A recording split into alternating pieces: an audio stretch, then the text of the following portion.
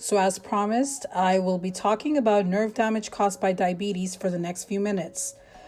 People with diabetes can get nerve damage if they have high blood sugar levels for a long time. And another word for this is neuropathy. So, if someone tries to throw that term in front of you, now you know what that means. So, what are the symptoms like? Well, nerve damage usually affects the toes and feet first. Some people do not feel any symptoms, but others can have numbness or loss of feeling, burning or pain, which is often worse at rest or at night, tingling, feeling light touches as bothersome or painful. As nerve damage gets worse, symptoms can move from the feet up to the legs. Some people might also start to feel symptoms in their hands. How does nerve damage lead to problems, you might ask? Well, it can lead to problems because it can make people unable to feel pain in their feet. Well, normally people feel pain when they get a cut on their foot, right? And the pain tells them that they need to treat their cut so that it can heal. But people with nerve damage might not feel any pain when their feet get hurt. They might not even know that they have a cut, so they might not treat it. All I'm trying to say is, or the point that I'm trying to make is, an untreated cut can get infected and turn into an open sore. Nerve damage can also lead to problems with the bones, muscles, and joints in the feet. And over time, this can cause a person's foot to have an abnormal shape. What can I do to protect my feet and manage the condition? Well, this is one of those things, one of those important things that I can teach you today.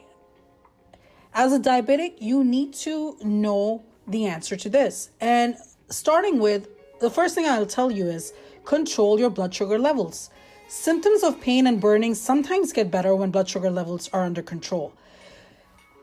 And the second part is you can take special care of your feet. Now, this part of the conversation is something I have with my parents on a daily basis. They both are diabetics, and this is something I had to tell them over and over again in medical school, and even now, just to make sure they're on the right track. So you can wear shoes or slippers all the time and never go barefoot.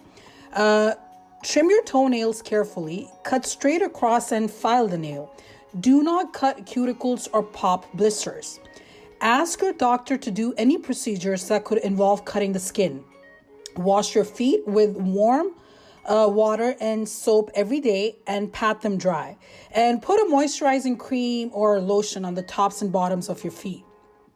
Check both feet every day and look for cuts, blisters, swelling, or any redness. If you cannot see the bottom of your feet, use a mirror or ask another person to check for you. Check inside your shoes before you put them on and make sure there's nothing sharp inside.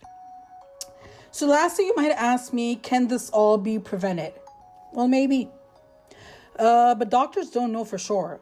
If you have diabetes, some studies suggest you can reduce your risk of getting nerve damage by 1.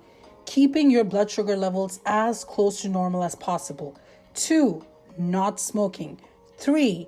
Losing weight if you're overweight. 4. Making sure that your high blood pressure and heart disease are treated if you have those conditions. Well, that's all I have for you on nerve damage caused by diabetes. Thank you so much for listening to this segment. And that's all I have for you